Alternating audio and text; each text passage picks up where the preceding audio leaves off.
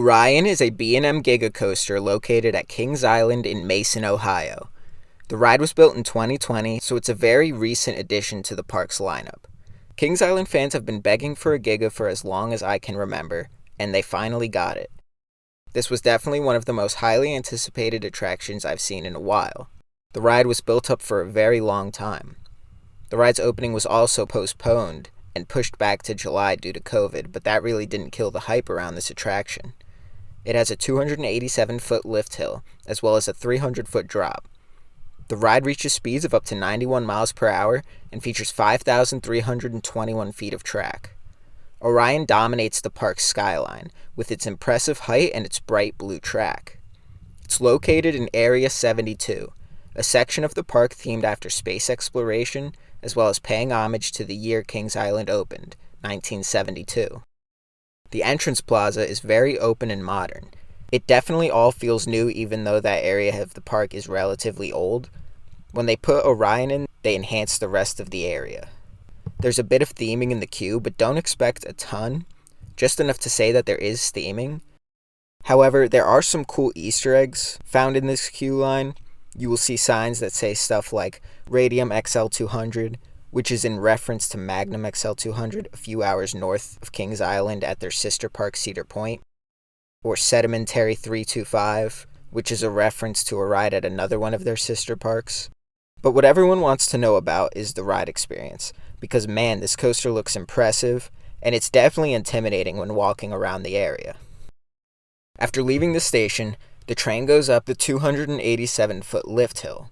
You then plummet down the 300-foot 85-degree drop that gives some awesome airtime in the back.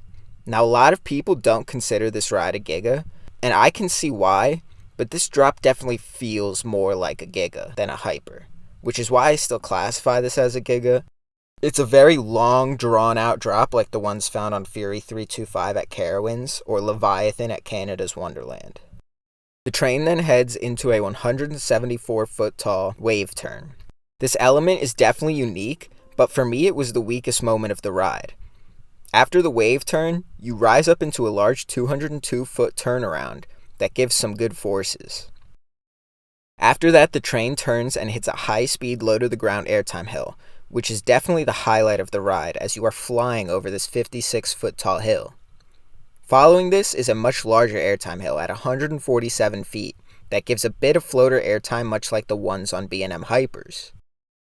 The train then goes up through a 125-foot helix that is the most intense moment of the ride. I always start losing my vision around this helix. After that, you dive back down under the lift hill, which provides a great head chopper effect that reminds me a lot of the one on Pantheon. The train hits a turn with a pop of airtime, and then another pop of airtime just before the train hits the brakes. Orion is definitely one of the best B&Ms I've been on, and it's very underrated in my opinion.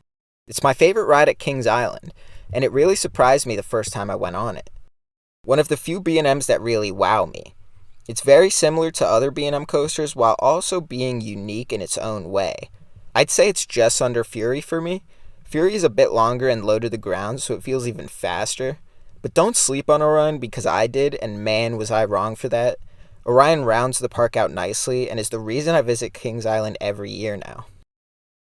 Thanks for watching, and I'll see you next time.